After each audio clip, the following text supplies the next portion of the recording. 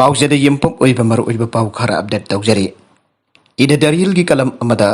Election मतम नक्सलकपदा थबक लौबा मणिपुर की लेंगक लोंद चनबी अमु ओइना general election पांगथोकदब मतम नक्सलकपदा तोंगन तोंगन बलेंगा की डिपार्टमेंट सिंगी आहंग पोस्ट सिंग थबक लौबगी आइनाबी अमा लिसांग सिन चतदुना लाकले जनरल इलेक्शन मया नक्सलकप मतम द डिपार्टमेंट सिंगी थबक हापनब थौरांगासी सनबी अमु ओइना लेरिबा असिगी मरम करिगिनो हाइबदु नाइननिंगाई ओइरे ममांगदा लैखिबा लेंगाकसिंगी मतमदा मणिपुर लेजिस्लेटिव असेंबली पांगथोकदबा मतम नक्सलकलबा मतमदा तोंगन तोंगन डिपार्टमेंट सिंगी आहंग पोस्ट लौनदबा पारिख्या अमदे भाइबा पोस्टिन चिंबा पांगथोकरबा पोस्टिंग आइदोक्तना नामसिंदुना थंबगी थबक चंगनबा नामसिंदुना थंबदगी थबक चंगनबा अप्लाई तौखिबा कैंडिडेट सिंगदा चाउरा अवाबा मायोकनाले मतम सांगना नामसिंदुना थंबीबदगी थबक चंगनबा होनाखिबा कैंडिडेट सिंगना लैंगा की थौसल की मयुक्त पेंदबा फोंदोकपदगी फोंदोकपगी मथक्ता वाकन बिफम चथबा अमदि पन्ना सिंगबा कौबगी वाथोकसिंग तोइना थोकले ममांगी लेंगाक मतमदा पांगथोकिबा रिक्रूटमेंट सिंग मतम चान हाइदोक पंगमदबदगी जनरल इलेक्शन पांगथोक्तुना आरोप लेंगाक अमलाकपा मतमदसो ममांगी लेंगाकना पांगथोकिबा रिक्रूटमेंट अदु आइदोकपिदना अदुमक नामसिंदुना थंबगी सनबी लैबा उबा फंगे लोइनना अनुब लेंगाक लेरकपा मतमदा लेंगाक अदुना अमुकसु जनरल इलेक्शन मतम नक्सलकपा मतमदा डिपार्टमेंट सिंग की थबक लौबगी प्रोसेस चथबा उबा फंगले ममांगी कांग्रेस लेंगाक की मतमदा रिक्रूटमेंट पांगथोकिबसिंग हाइदोक्तना नामसिंदुना थमलंबा तोगन तोगनबा डिपार्टमेंट सिंग की फंड हाउजिक डिपार्टमेंट सिंग की फंड हाउजिक लेरिबा चीफ मिनिस्टर एन बीरेंद्र लुचिंगबा लेंगाकना हाइदोकी अदुबा ngasiगी लेंगाकना जनरल इलेक्शन लाक्लिबा 2022 की अंगनबा सरुकता पांगथोकदबा था मरी मंगारोमदा ngasilaklaba matamda तोगन तोगनबा डिपार्टमेंट सिंग एजुकेशन एस DIPR एग्री डिपार्टमेंट FCI ने चिंग सिंग की तोगन तोगन ब कैटेगरी की पोस्टिंग कौदुना कैंडिडेट सिंग दा एडमिट कार्ड पीबगी थबक सथबा लेरे हारिबा posting अदुगी written test समसु viva posting सिंग करम मतमदा पांगथोकदगी हाइबगी चप चप मतम लेप ngamdana लेरे जनरल इलेक्शन पांगथोकदब मतम नक्सलखिबा असिन इलेक्शन कोड ऑफ कंडक्ट लाउथोकलप थोकलबदे थबक लबगी प्रोसेस पुनमक लेपखिगद्रा हाइबगी थबक चंगनरब अप्लाई तौरिबा कैंडिडेट सिंग दा चाउना मिपाइबा लेरे लैंगाना तोंगन तोंगन डिपार्टमेंट सिंग की थबक कौरिबसिंग अदु टेम्पररी बेसिस नायामबरी अदुबा एजुकेशन एज की वनदे रेगुलर बेसिस वरी लैंगाना इलेक्शन मतम जेरुप मतम डिपार्टमेंट सिंग के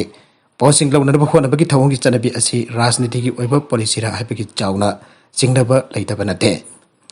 इलेक्शन मतम रिक्रूटमेंट रैली सथबगी चनबी असि इलेक्शन कैंपेन की पॉलिटिक्स वरबरा आइबसने MLA मिनिस्टर सिंगना मागी केंद्र की मियोसिन थबक चंगनबा होनदुना वानोम तुनोंबा हाइकट लाइकट तमलखिबा अदुना मरम ओइरके MLA अदु इलेक्शन द माइथीबा तारबदी थबक चंगनबा हाइकट लाइकट तमखिबसिंग अदु मांगलगद्रा हाइबगी मिपाइबा लैदुना भोट सोइदना पिहननबा इलेक्शन कैंपेन के असोब खुलाई ओइना सिनरबरा हाइबगी चिंगनबा लै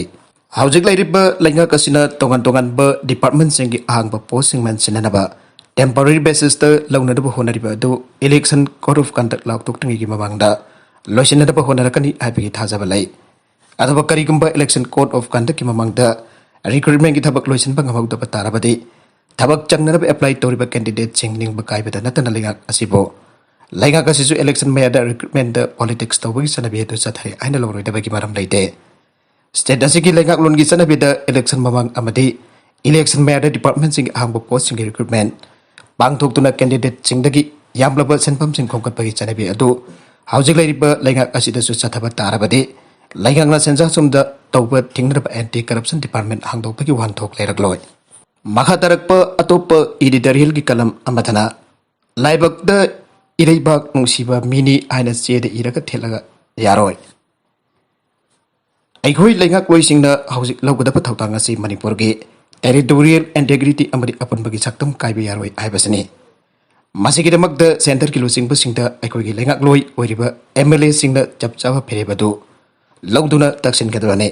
मधुनतना अखोई इरेबाक नुसीबा मिनी सेल चाबा मिनते हाइदुन लाइबक से इरगा थेटपगी मवंगुम लैथोकपना करिसु कानारोय मसिंदा मरिबाक नुसी हाइना कोइलाउ लाउरगा तौथोरक थबकते मरिबाक नुसीबगी थबक थमोइ सेंगना तौदबा लेंगाक लोइ क्या लमदम असिदा पिक थन्ना लैरे मरिबाक नुसीदे हाइबसि तौथोरक थबकना ताकदबने अफबा मरिबाक नुसीबा मियोइनी हाइबसि माकी लमचचजत वांगांग सांगांग तौथोरक थबक अदु खक्तना ताकदबने मधुनतना यक अफब मिनी सेल चादबनी करप्शन तौदबनी मरैबाक निंबा मियोइनी हाइदुन मसाना हाइजरक मरैबाक निंबा मी हेक्ट ओइगदबा नते हाइबसी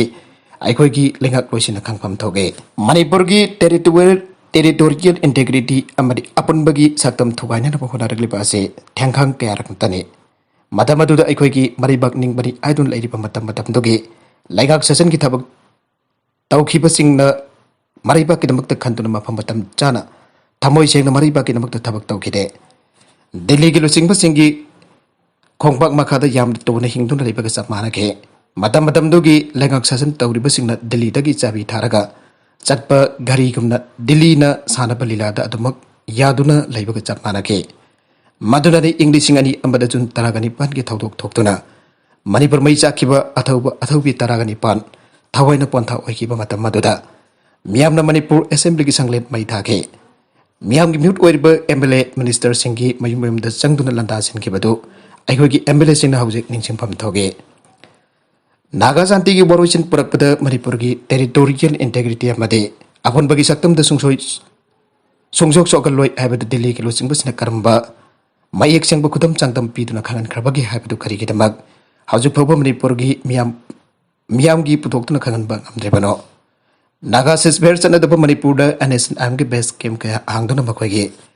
केडर सिंग मिपा मिपुट अमदि सनकाई थुंकाई तौबगी थबक फोंगना साथरपदा मणिपुर सरकारना करी तौबा ngamखे कुमई यंगबग सब मानकी सिस्बेर चनदबा मणिपुर एनएसएम ताकथोकनरबा थबक तौखिदे भारत सरकार दसु ताकथोकनरबा थबक लौखलकदबनी हाइजफाबो ngamखिदे मदुदा अखोइगी अफोंगबा येकनबसिंगना मणिपुर सरकार की मरैबाक नुंगसीदबा असि खंगदुना मणिपुर थुगाइननबा होनारकपने प्राइम मिनिस्टर नरेंद्र मोदी बो मणिपुर की इमा इपानी आइना चीफ मिनिस्टर एन बिरेन फोंगना लाथोखरबसु नरेंद्र मोदी ना फ्रेमवर्क एग्रीमेंट मणिपुर कायबि याबा करी यावरिबगे हाइबदु मसानुपा चीफ मिनिस्टर एन बिरेन खंगनखिदबा अदु चीफ मिनिस्टर अमसुंग मणिपुर मियामबो उसिते हाइबदु ताकपने मदुना मणिपुर की एमरेसिन असौब थौदांग लौदुना मणिपुर मियामगो खुसमनदुना नागा शांति की वरोइसिन पुरकपदा मणिपुर कायबि यारोइ हाइबदु सेंटर की लुचिंगबसिंगदा चप चाना खंगनफम थोकले अरुबेदा कंटेंट सिंग असिगी मरुइबा पाउ खरा असिबा पाउ तमजरिबा Manipur local news YouTube channel अमदि फेसबुक पेज असिदगी यंगबिरिबा पुनमुक पथागसरी चैनल असिन अदुमदा कानरबदे सब्सक्राइब तौबिद्रिबसना सब्सक्राइब तौबिरम लोइनना लाइक एंड शेयर तौबसु खाविगन नमकपो अमुक हन्ना थागसरी।